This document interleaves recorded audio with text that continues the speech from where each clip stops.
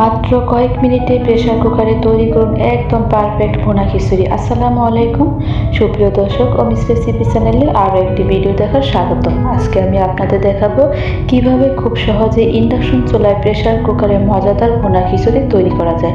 চলুন শুরু করা যাক। এখানে আমি ইন্ডাকশন বেসডের প্রেসার কুকার নিয়েছি। 1 কাপ মুগ ডাল আমি ভেজে নিয়েছি, 1 কাপ মসুর ডাল, 2 কাপ চাল ভালোভাবে ধুয়ে এরপর পানি ঝরিয়ে নিয়েছি। এখানে আমি আদা, রসুন ও জিরা বাটা দিয়ে দিব।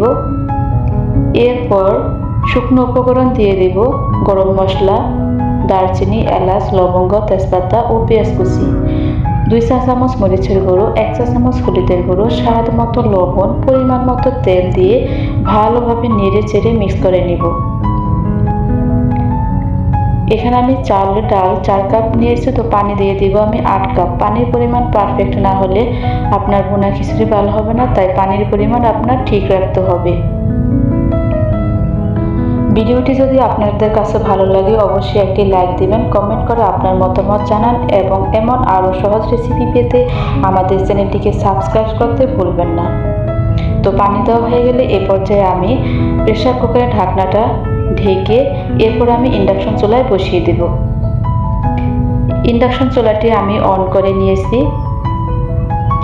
ইন্ডাকশন চুলার ফাংশন হটপটে আছে, হটপটে সর্বোচ্চ 2000 আছে। 2000 থেকে আমি 800 নিয়ে আসব। 800 রেখে আমি ভুনা খিচুড়িটা রান্না কমপ্লিট করব। তো এখানে আমি প্রেসার কুকার ইন্ডাকশন চুলায় বসিয়ে দিয়েছি, 2টা সিটি দেব। 2টা সিটি হয়ে গিয়েছে। এরপর যে আমি প্রেসার কুকারের ভিতরে প্রেসার বের করে নেব। এ তো আমার ঢাকনার মুখ খুলে গেছে। এ পর্যায়ে আমি ঘি দিয়ে দিব 1 চা চামচ। তো এখানে আপনারা মাংস দিয়ে রান্না করলে মাংস অ্যাড করতে পারেন, তো আমি আজকে মাংস ছাড়াই রান্না করতেছি, এজন্য আমি শুধু ঘি দিয়ে আবার ঢাকনাটা ঢেকে একটা সিটি দিয়ে দিব।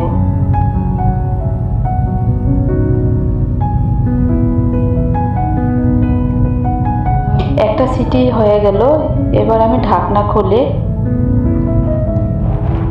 এই তো দেখেন আমার ভুনা খিচুড়ি হয়ে গিয়েছে। খুব সহজে তৈরি হয়ে গেল সুগন্ধি ও মজাদার ইন্ডাকশন চুলায় প্রেসার কুকারে ভুনা খিচুড়ি।